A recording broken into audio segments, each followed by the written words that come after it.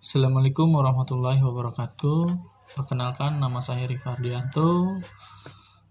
Saya ingin membahas audit SDM pertemuan 18. Rumusan masalah. Ada beberapa masalah yang terjadi yang dirumuskan dalam makalah ini, yaitu sebagai berikut. 1. Bagaimana mendefinisikan audit SDM? 2. Bagaimana tahapan dalam audit SDM? 3. Bagaimana menentukan metode laporan audit yang tepat. 4. Bagaimana mengevaluasi kegiatan SDM yang dilakukan SDM. Setelah mempelajari makalah ini, diharapkan mahasiswa mampu 1. Mendefinisikan audit SDM. 2. Mengerti tahapan dalam audit SDM. 3. Menentukan jenis laporan audit yang tepat. 4. Mengevaluasi kegiatan-kegiatan SDM yang dilakukan dalam suatu perusahaan. Pembahasan pengertian audit SDM, latar belakang perlunya audit SDM, norma audit, manfaat audit SDM, tujuan audit SDM, sumber data audit SDM, prospek audit, pendekatan riset audit, instrumen-instrumen audit, laporan audit, rekomendasi hasil audit. Next, pengertian audit SDM. Salah satu fungsi manajemen adalah pengawasan. Tujuannya antara lain untuk menjaga dan mengamankan harta milik perusahaan dari penyimpangan-penyimpangan baik oleh pihak intern perusahaan maupun ekstern perusahaan. Untuk mengoptimalkan efektivitas dan efisien kerja, perlu didorong untuk mematuhi kebijakan manajemen serta untuk menjaga agar tercapainya manajemen information sistem yang baik. Ada berbagai pendekatan yang dapat dilakukan dalam melaksanakan pengawasan. Salah satunya adalah audit. Dengan demikian, pada mulanya audit merupakan ruang lingkup dari tugas manajemen suatu perusahaan. Sejalan dengan hakikat pengawasan itu sendiri menjadi fungsi dari setiap level perusahaan atau manajemen.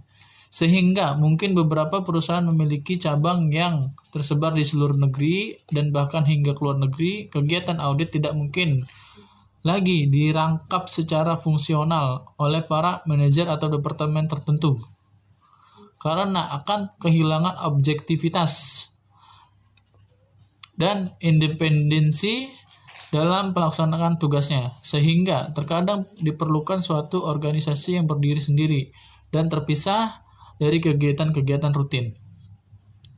Dengan demikian, audit sebagai suatu proses dengan kemampuan dan independensi, seseorang dapat menghimpun dan mengevaluasi bukti-bukti dan keterangan yang terukur dari suatu kesatuan ekonomi dengan tujuan mempertimbangkan dan melaporkan tingkatan sesuai keterangan yang diukur tersebut dengan kriteria yang telah ditetapkan. Dengan demikian, audit adalah kegiatan pemeriksaan terhadap suatu kesatuan ekonomi yang dilakukan seseorang untuk kelompok atau lembaga yang independen yang dilakukan seseorang untuk bertujuan mengevaluasi, mengukur lembaga atau perusahaan yang melaksanakan tugas atau pekerjaan dengan kriteria yang telah ditentukan. Menurut Gomez Mejia, audit sumber daya manusia merupakan tujuan berkala yang dilakukan oleh Departemen Sumber Daya Manusia untuk mengukur efektivitas penggunaan sumber daya manusia yang terdapat dalam suatu perusahaan. Selain itu, audit memberikan suatu perspektif yang komprehensif terhadap praktik yang dilakukan sekarang sumber daya yang kebijakan manajemen mengenai pengelolaan SDM, serta menentukan peluang dan strategi yang mengarahkan peluang dan strategi tersebut. Intinya, melalui audit dapat menemukan permasalahan dan memastikan kepatuhan terhadap berbagai peraturan perundang-undangan dan rencana strategis perusahaan. Bila dilihat ruang lingkup kegiatan suatu perusahaan, sebagai contoh bank, perusahaan penerbangan, leasing asuransi, yang sangat luas dengan cabang tersebar di seluruh pelosok negeri dan bahkan ke luar negeri. Sehingga mulai dari kegiatan pengambilan keputusan dan penetapan, melalui dari kegiatan pengambilan keputusan penetapan kebijakan oleh top manajemen perusahaan yang bersangkutan, kemudian kegiatan pelaksanaan dari keputusan kebijakan tersebut, serta kegiatan membukukan dan melaporkan akibat dari kegiatan yang terjadi yang utamanya yang menyangkut SDM. Semuanya perlu diaudit. Kembali kepada fungsi audit. Ini sendiri dapat dikategorikan ke dalam bidang utamanya. Tentu fokusnya adalah audit sumber daya manusia antara lain. 1. Polisi, audit atau manajemen, audit atau penilaian yang dilaksanakan secara sistematis dan independen, berorientasi ke masa depan terhadap keputusan dan kebijakan yang dilakukan oleh manajemen yang bertujuan untuk meningkatkan kualitas SDM. Perbaikan pelaksanaan fungsi manajemen, pencapaian rencana yang sudah ditetapkan oleh pencapaian sosial objektif. 2.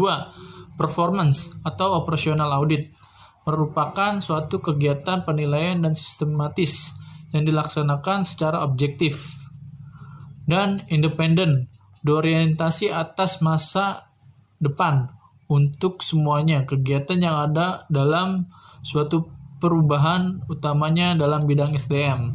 3.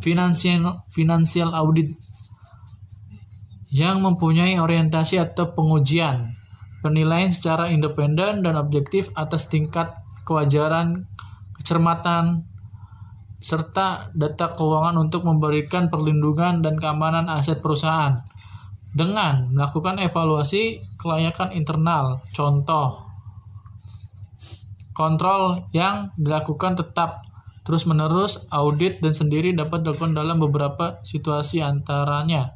1. Ketika terasa perlu oleh manajemen puncak. 2. Ketika suatu kekuatan eksternal memaksa untuk dilakukan suatu tinjauan. 3. Ketika seseorang manajer baru merasa bertanggung jawab atas departemen SDM. 4. Ketika suatu perusahaan yang signifikan dalam suatu dunia usaha yang memaksa untuk melakukan konsiderasi ulang manajemen SDM. 5. Ketika suatu kegiatan spesialis SDM untuk meningkatkan praktik dan sistem SDM perusahaan. Audit memberikan suatu perspektif yang komprehensif terhadap praktik berlaku sekarang, sumber daya, dan terhadap kebijakan manajemen mengenai pengelolaan sumber daya manusia serta menentukan peluang dan strategi untuk menggerakkan peluang dari strategi tersebut. Termasuk di dalamnya adalah asumsi bahwa peluang telah hilang karena tetap bertahap dengan pendekatan sekarang ini. Dan proses manajemen sumber daya manusia adalah dinamik, mestilah secara terus-menerus diarahkan ulang agar responsif terhadap kebutuhan.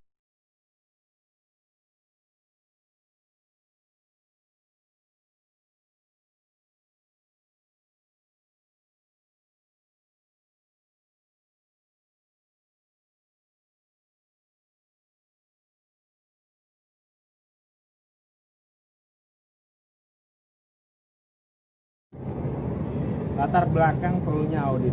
Audit menelaah seberapa baik manajer mematuhi kebijakan SDM. Jika manajer mengabaikan kebijakan SDM atau melanggar peraturan hubungan karyawan, audit akan mengungkapkan kesalahan-kesalahan ini sehingga tindakan korektif dapat segera diambil. Ketaatan terhadap hukum sangat penting. Di samping memastikan ketaatan, audit dapat meningkatkan citra departemen SDM dan kontribusinya terhadap perusahaan. Manajer operasi dapat memperoleh respect yang lebih tinggi untuk departemen pada saat tim audit meminta pandangan mereka. Karena pada dasarnya departemen SDM merupakan departemen pelayanan. Tindakan ini dapat membesar kontribusinya terhadap tujuan-tujuan organisasional perusahaan. Departemen SDM yang efektif memenuhi tujuan perusahaan dan kebutuhan karyawan. Jika kebutuhan karyawan tidak terpenuhi, maka frekuensi perputaran karyawan, ketidakhadiran, dan aktivitas serikat pekerja kemungkinan akan terjadi. Untuk mempelajari seberapa baik kebutuhan karyawan, tim audit mengumpulkan informasi mengenai gaji, tunjangan, praktek penyeliaan, bantuan perencanaan karir, dan umpan balik yang diterima karyawan mengenai kinerja mereka. Audit sumber daya manusia merupakan suatu proses sistematik dan formal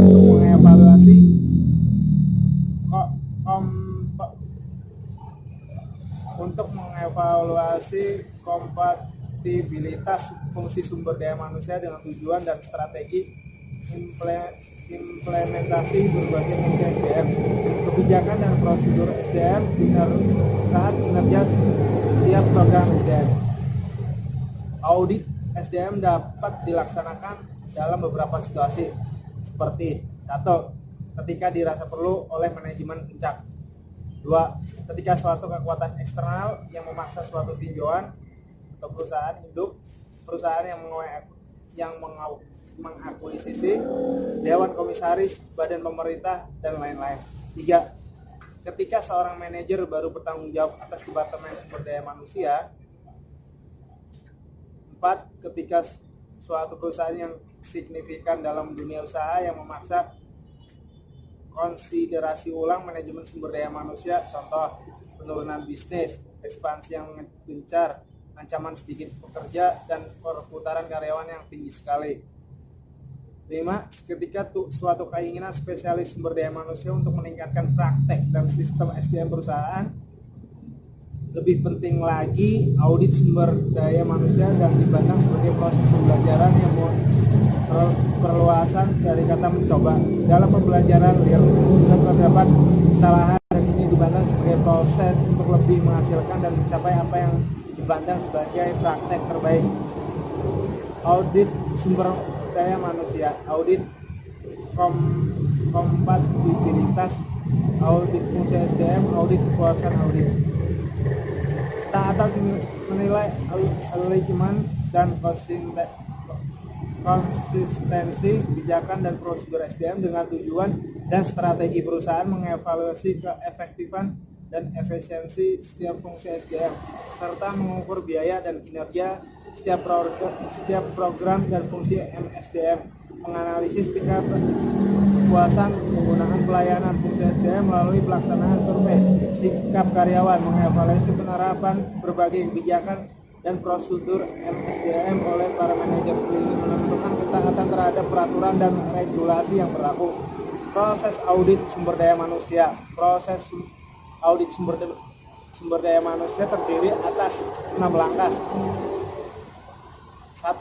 Mengkonsumsi gagasan dan makna audit SDM dan menekankan berbagai manfaat yang dapat diperoleh serta mendapatkan dukungan manajemen puncak. 2. Memilih personalia dan berbagai keterampilan dan menyusun tim audit serta memberikan pelayanan yang dibutuhkan. 3. Mengumpulkan data dari berbagai jenjang fungsi dan audit yang berbeda dan dalam organisasi. 4. Menyiapkan laporan audit bagi para manajer lini dan evaluasi departemen SDM.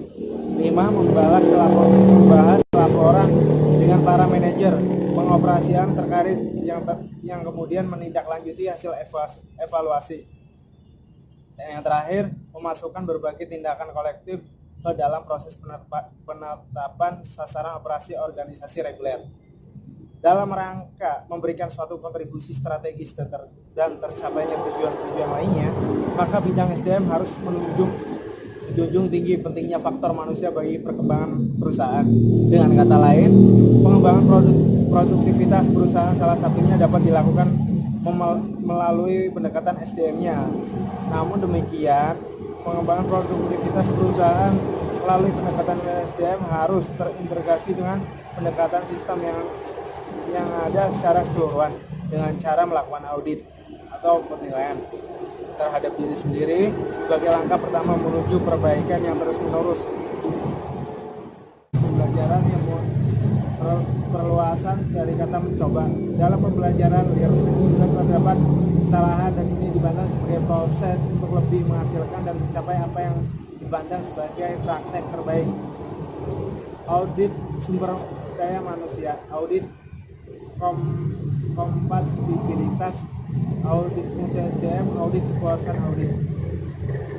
Taatan menilai alignment dan konsistensi kebijakan dan prosedur SDM dengan tujuan dan strategi perusahaan, mengevaluasi keefektifan dan efisiensi setiap fungsi SDM, serta mengukur biaya dan kinerja setiap program dan fungsi MSDM, menganalisis tingkat kepuasan penggunaan pelayanan fungsi SDM melalui pelaksanaan survei sikap karyawan, mengevaluasi penerapan berbagai kebijakan dan prosedur MSDM oleh para manajer klinik, menentukan ketaatan terhadap peraturan dan regulasi yang berlaku.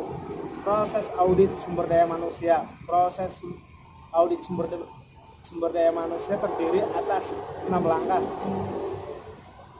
1. Mengkonsumsi gagasan dan makna audit SDM dan menekankan berbagai manfaat yang dapat diperoleh serta mendapatkan dukungan manajemen puncak. 2. Memilih personalia dan berbagai keterampilan dan menyusun tim audit serta memberikan pelayanan yang dibutuhkan. 3. Mengumpulkan data dari berbagai jenjang fungsi dan audit yang berbeda dan dalam organisasi. 4. Menyiapkan laporan audit bagi para manajer lini dan evaluasi departemen SDM. 5. Membahas laporan dengan para manajer, pengoperasian terkait yang kemudian menindaklanjuti hasil evaluasi. Dan yang terakhir, memasukkan berbagai tindakan kolektif ke dalam proses penetapan sasaran operasi organisasi reguler. Dalam rangka memberikan suatu kontribusi strategis dan tercapainya tujuan-tujuan lainnya, maka bidang SDM harus menjunjung tinggi pentingnya faktor manusia bagi perkembangan perusahaan. Dengan kata lain, pengembangan produktivitas perusahaan salah satunya dapat dilakukan melalui pendekatan SDM-nya. Namun demikian, pengembangan produktivitas perusahaan melalui pendekatan SDM harus terintegrasi dengan pendekatan sistem yang ada secara keseluruhan dengan cara melakukan audit atau penilaian terhadap diri sendiri sebagai langkah pertama menuju perbaikan yang terus-menerus. Assalamualaikum warahmatullahi wabarakatuh. Halo, perkenalkan nama saya Deviana Puspasari, NIM saya 181010505529. Saya dari kelompok pertemuan 18, mata kuliah Audit Sumber Daya Manusia atau Audit SDM. Hari ini saya akan menjelaskan tentang norma audit SDM.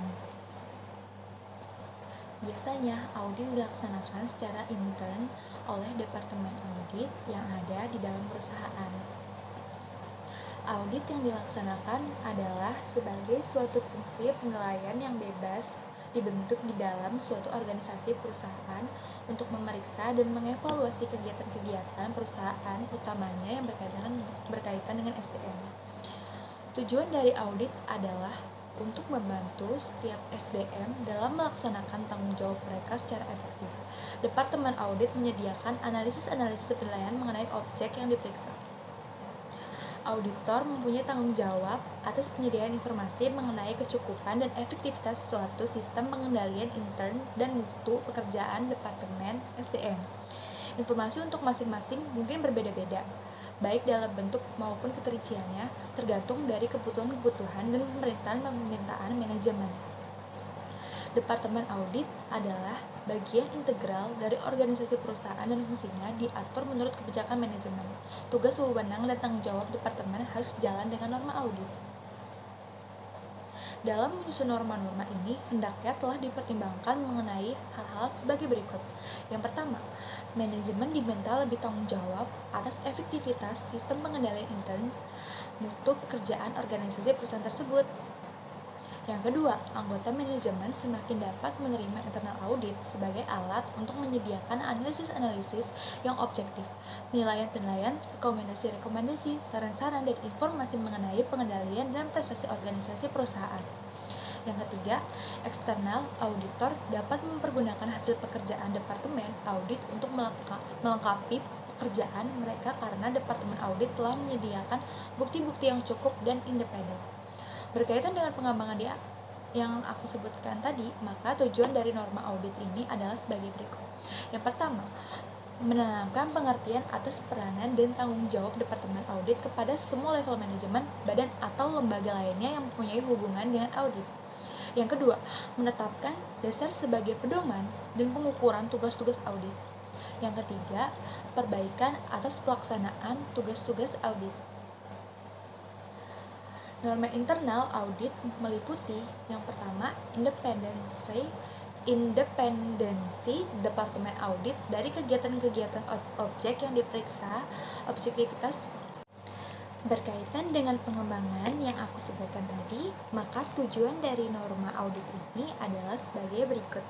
Yang pertama, menanamkan pengertian atas peranan dan tanggung jawab Departemen Audit kepada semua level manajemen, badan atau lembaga lainnya yang mempunyai hubungan dengan audit. Yang kedua, menetapkan dasar sebagai pedoman dan pengukuran tugas-tugas audit. Yang ketiga, perbaikan atas pelaksanaan tugas-tugas audit. Norma internal audit meliputi yang pertama, independensi Departemen Audit dari kegiatan-kegiatan objek yang diperiksa dan objektivitas internal audit. Yang kedua, kemandirian jabatan auditor harus dipergunakan secara sama. Yang ketiga, pelaksanaan tugas Departemen Audit. Yang keempat, pengelolaan Departemen Audit. Manfaat dari audit manajemen SDM antara lain sebagai berikut. Yang pertama, mengidentifikasi kontribusi-kontribusi Departemen SDM terhadap perusahaan meningkat. Norma-norma internal audit meliputi yang pertama, independensi Departemen Audit dari kegiatan-kegiatan objek yang diperiksa dan objektivitas internal audit. Yang kedua, kemandirian jabatan auditor harus dipergunakan secara seksama. Yang ketiga, pelaksanaan tugas Departemen Audit. Yang keempat, pengelolaan Departemen Audit.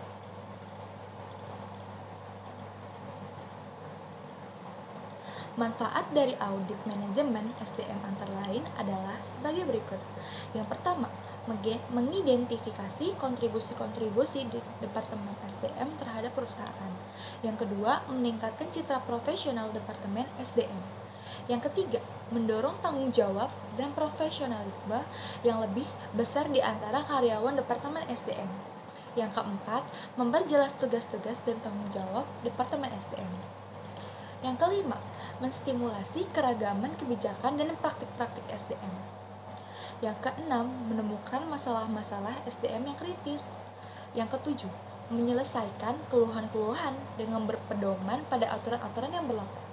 Yang ke-8, mengurangi biaya-biaya SDM melalui prosedur yang efektif. Yang ke-9, meningkatkan kesediaan untuk mau menerima perubahan yang diperlukan di dalam Departemen SDM. Yang ke-10, memberikan evaluasi yang cermat atas sistem informasi Departemen SDM.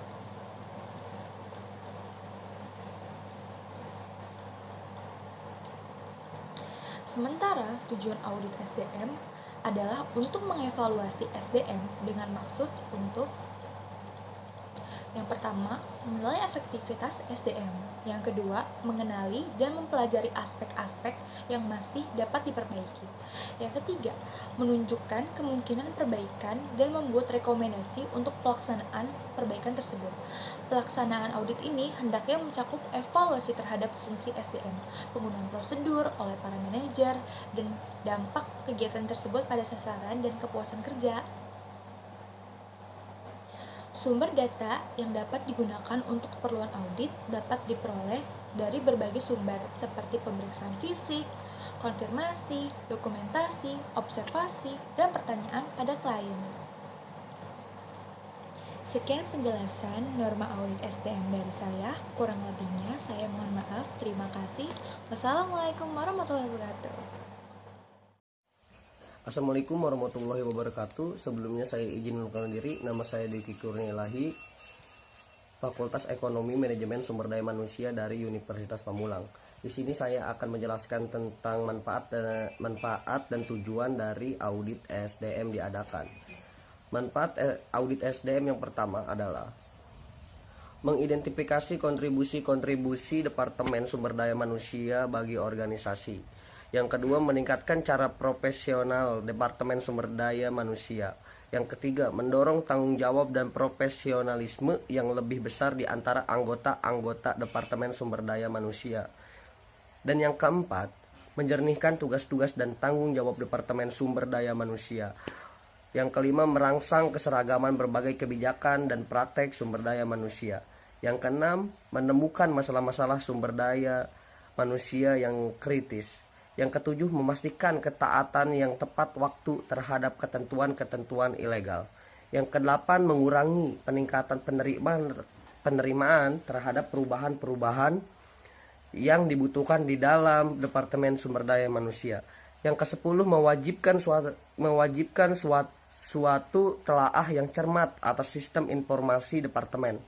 Dalam pelaksanaannya, audit SDM ini hendaklah selalu memanfaatkan sumber data yang ada di antaranya pemeriksaan fisik perusahaan, konfirmasi, dokumentasi, observasi, dan yang terakhir pertanyaan pada klien. Tujuan audit SDM. Yang pertama, untuk membantu MSDM memberikan kontribusi yang signifikan terhadap tujuan-tujuan organisasi. Yang kedua, untuk menciptakan nilai sehingga organisasi bertanggung jawab secara sosial, etika, dan kompetitif. Yang ketiga, untuk mendapatkan umpan balik dari para karyawan dan manajer operasi dalam hal berkaitan dengan efektivitas MSDM. Yang keempat, untuk memperbaiki fungsi MSDM dengan menyediakan sarana untuk membuat keputusan ketika akan mengurangi atau menambahkan kegiatan-kegiatan yang bersangkutan dengan SDM. Yang kelima, menilai efektivitas SDM. Yang keenam, mengenali aspek-aspek yang masih dapat diperbaiki.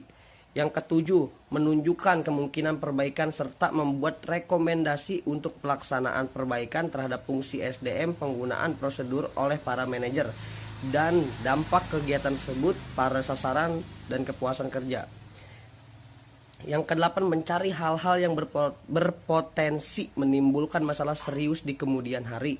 Yang kesembilan, mencari area yang dapat dilakukan perbaikan dan improvement.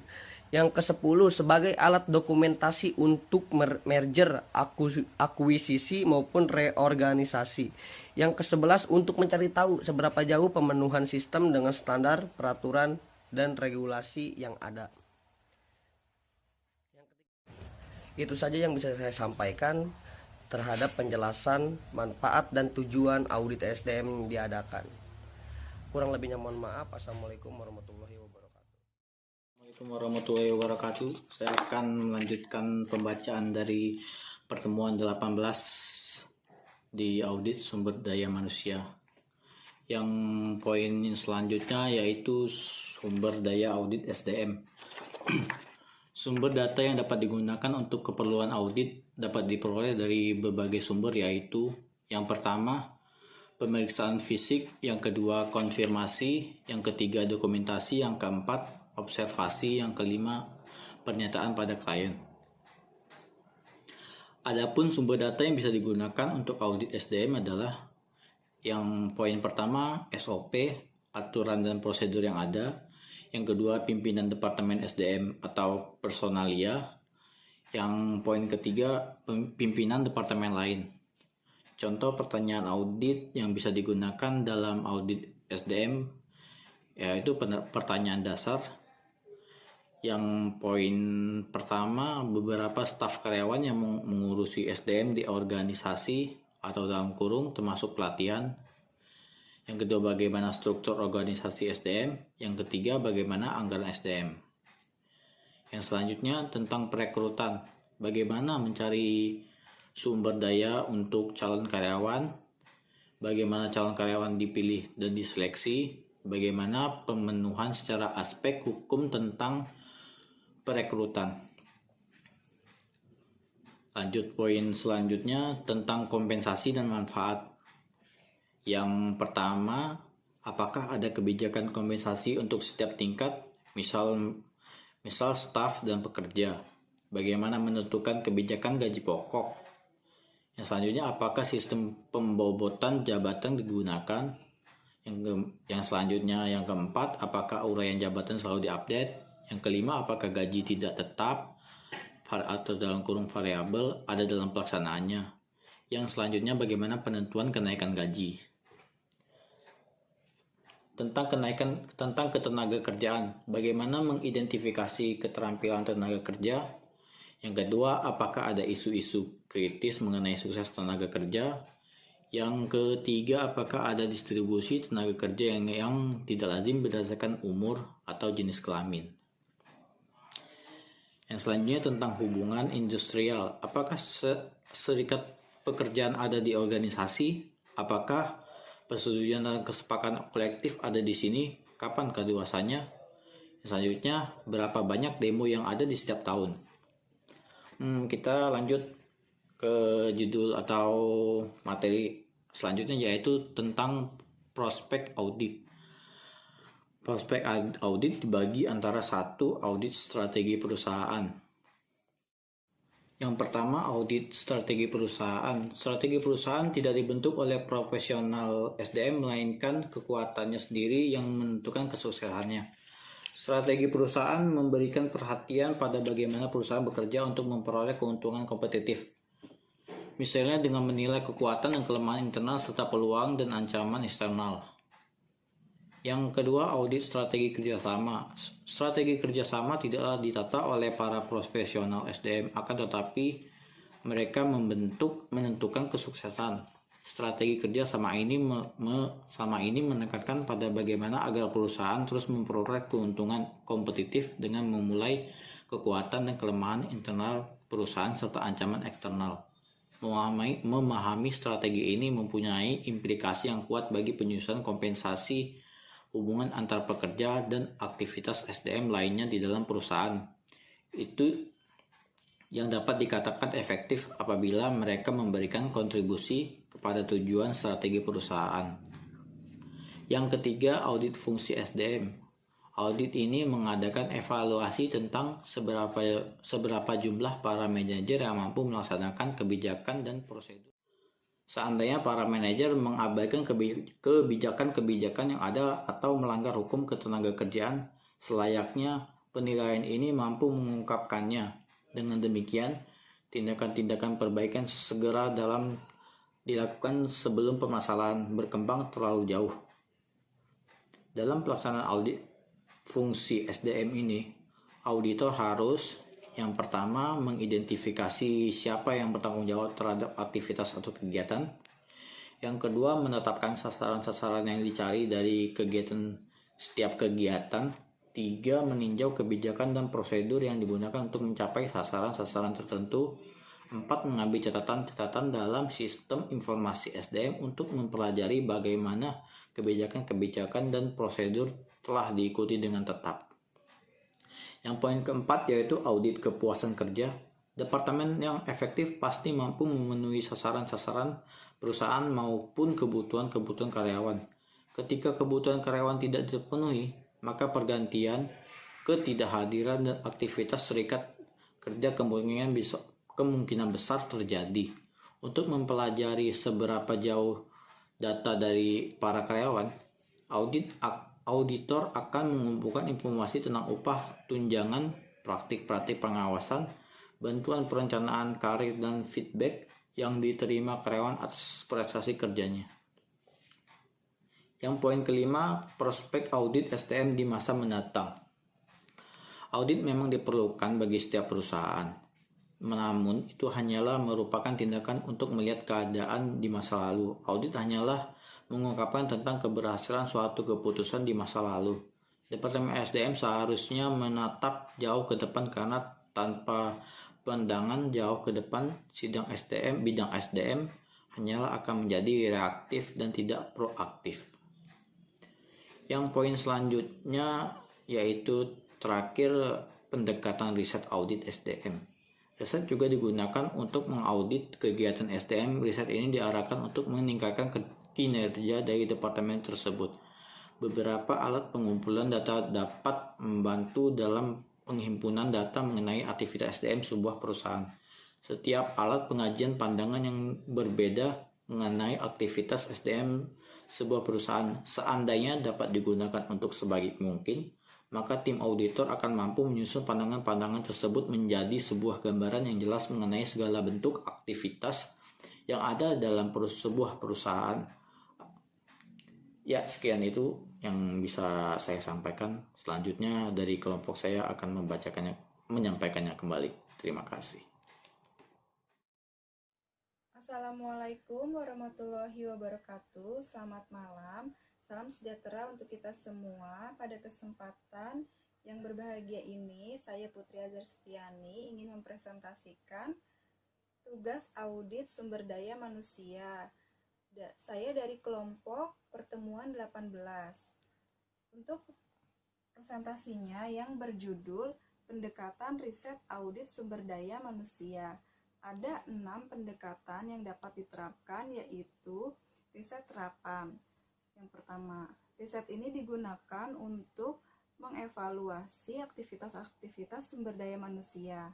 Melalui riset ini berupaya untuk memperbaiki kinerja departemen. Yang kedua, pendekatan komparatif. Riset ini adalah bentuk yang sederhana. Pendekatan komparatif kerap digunakan untuk membandingkan masalah, ketidakhadiran, perputaran karyawan, dan data gaji. Pendekatan otoritas pihak luar. Yang ketiga, pendekatan otoritas pihak luar. Auditor dapat menggunakan pendekatan keahlian yang standarnya ditentukan oleh konsultan dari temuan penelitian yang telah dipublikasikan. Yang keempat, pendekatan statistik. Pendekatan ini mengembangkan ukuran statistikal kinerja berdasarkan sistem informasi perusahaan yang ada. Data ini menunjukkan seberapa baik aktivitas sumber daya manusia dan manajer operasi dalam mengendalikan permasalahan ini. Data yang dikumpulkan per tahun. Metode kuantitatif seperti yang pertama regresi, yang kedua korelasi, yang ketiga diskriminan. Yang kelima, pendekatan kepatuhan.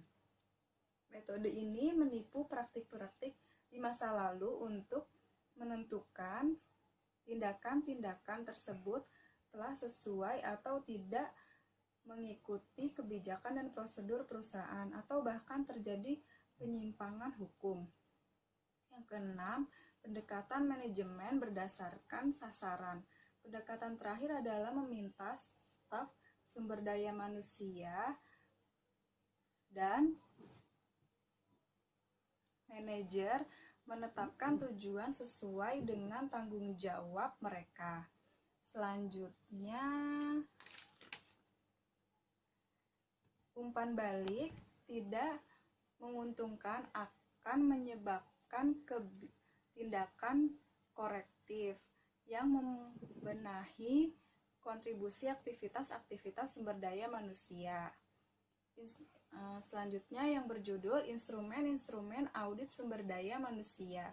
Ada beberapa instrumen pengumpulan informasi yang membantu dalam menghimpun data aktivitas-aktivitas sumber daya manusia, di antaranya yang pertama wawancara adalah suatu sumber informasi mengenai aktivitas sumber daya manusia, terdiri kritik dari karyawan dapat menunjukkan tindakan-tindakan yang harus diambil oleh departemen untuk memenuhi kebutuhan mereka. Yang kedua, kuesioner. Karena wawancara itu menyita waktu dan mahal serta hanya sedikit orang, banyak departemen sumber daya manusia yang menggunakan kuesioner untuk memperluas lingkup riset mereka. Metode-metode untuk menganalisa temuan. Yang pertama, membandingkan program sumber daya manusia dengan organisasi. Yang kedua, berdasar audit dari beberapa sumber otoritas. Yang ketiga, mempercayai suatu rasio atau rata-rata staf sumber daya manusia dengan total. Yang keempat, menggunakan audit ketaatan untuk mengukur aktivitas sumber daya manusia. Yang kelima, mengelola departemen sumber daya manusia. Adapun sumber data yang bisa digunakan untuk audit sumber daya manusia. Yang pertama, SOP, aturan dan prosedur yang ada. Yang kedua, pimpinan departemen sumber daya manusia atau personalia. Yang ketiga, pimpinan departemen lain. Contoh pertanyaan audit yang bisa digunakan dalam audit sumber daya manusia. Pertanyaan dasarnya yaitu bagaimana struktur organisasi sumber daya manusia. Yang kedua, bagaimana anggaran sumber daya manusia. Selanjutnya tentang perekrutan. Yang pertama, pertanyaannya bagaimana mencari sumber daya untuk calon karyawan. Yang kedua, pertanyaannya bagaimana calon karyawan dipilih dan diseleksi. Selanjutnya tentang kompensasi dan manfaat. Pertanyaan yang pertama, bagaimana menentukan kebijakan gaji pokok. Pertanyaan yang kedua, apakah sistem pembobotan jabatan digunakan. Yang ketiga, apakah gaji dikaitkan dengan sistem penilaian kinerja. Selanjutnya tentang ketenaga kerjaan. Bagaimana mengidentifikasi keterampilan tenaga kerja. Yang kedua, pertanyaannya apakah ada isu-isu kritis mengenai suksesi tenaga kerja. Selanjutnya tentang pelatihan dan pengembangan. Pertanyaan yang pertama, bagaimana pelatihan diberikan? Pertanyaan yang kedua, apakah proses dan prosedur dijalankan dengan konsisten? Selanjutnya tentang hubungan industrial. Pertanyaan yang pertama, apakah serikat pekerja ada di organisasi? Pertanyaan yang kedua, berapa banyak demo yang ada setiap tahun? Selanjutnya tentang aspek hukum tenaga kerja. Pertanyaan yang pertama, apakah proses yang sama dilakukan untuk semua jabatan dan semua lokasi? Selanjutnya tentang sistem informasi dan teknologi sumber daya manusia. Pertanyaan yang pertama, bagaimana data sistem informasi sumber daya manusia diinstalasikan? Selanjutnya tentang strategi sumber daya manusia. Pertanyaan yang pertama, kepada siapa pimpinan sumber daya manusia tertinggi melapor? Dan yang ketiga, selanjutnya informasi eksternal. Informasi adalah alat sentral dari tim audit. Perbandingan-perbandingan luar memberikan kepada tim audit suatu perspektif terhadapnya aktivitas-aktivitas perusahaan dapat dinilai. Sekian dari saya presentasi ini. Saya ucapkan terima kasih. Wassalamualaikum warahmatullahi wabarakatuh.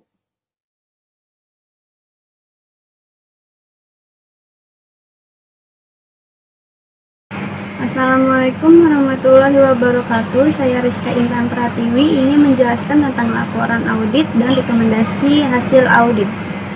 Apa sih laporan audit? Laporan audit merupakan deskripsi komprehensif aktivitas-aktivitas sumber daya manusia yang meliputi rekomendasi-rekomendasi untuk praktek-praktek yang efektif dan rekomendasi-rekomendasi untuk memperbaiki praktek-praktek yang tidak efektif. Apa saja sih laporan-laporan audit? Pertama, laporan audit untuk manajer-manajer lini. Laporan ini digunakan untuk manajer-manajer lini mengerjakan tugas, tujuan, dan tanggung jawab sumber daya manusia mereka. Di mana pada PT Jasa Angkasa Semesta, laporan manajer-manajer lini ini seperti pewawancaraan pelamar, pelatihan karyawan, pengevaluasi kinerja para karyawan, dan pemuasan kebutuhan-kebutuhan karyawan. Kedua, laporan untuk spesialisasi sumber daya manusia.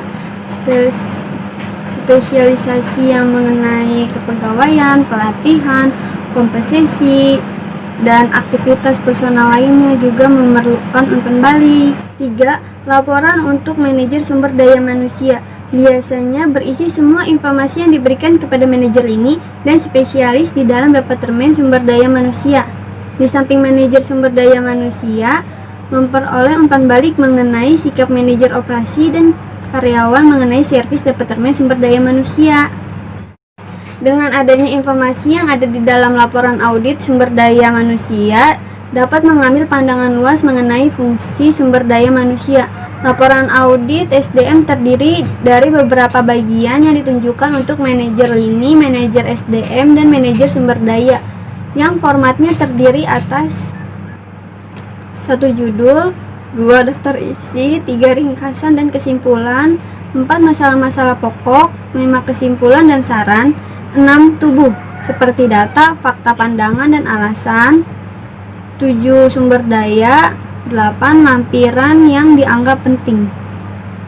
Adapun bentuk laporan audit terdiri dari 2 bagian, yaitu laporan audit bentuk tabel dan laporan audit bentuk naskah. Berikut contoh laporan audit bentuk tabel. Dan berikut juga laporan audit bentuk naskah. Analisis kasus. Dalam kegiatan kasus ini, manajer SDM bersama tim audit melakukan langkah-langkah audit untuk mengambil keputusan yang terbaik yang akan dilakukan manajer SDM dengan langkah-langkah sebagai berikut. Pertama, mengamati kegiatan. Kedua, menjelaskan kegiatan yang dirangkum dalam sebuah jurnal.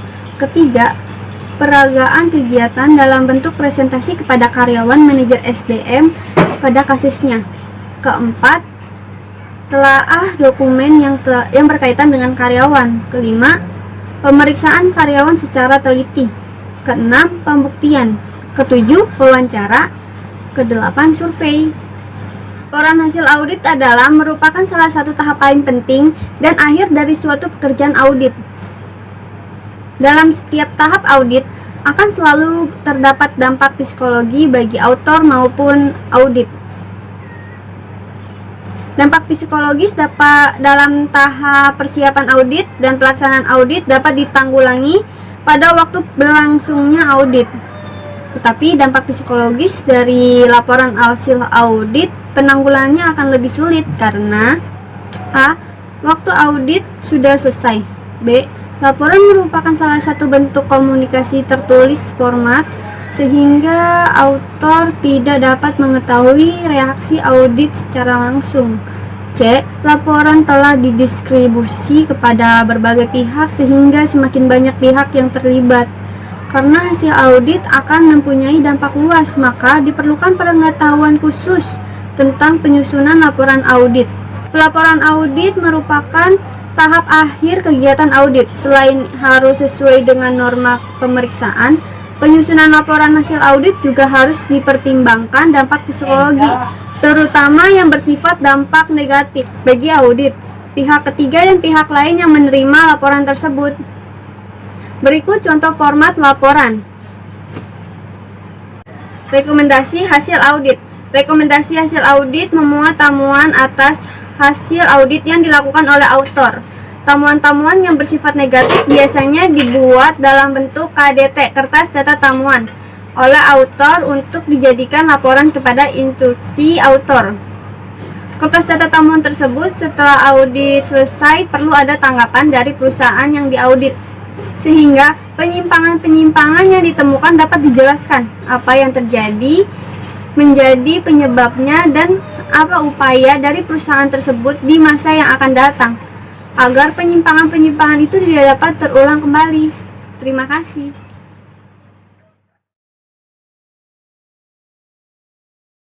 Assalamualaikum warahmatullahi wabarakatuh. Saya Yunita Itias akan membacakan simpulan dan saran.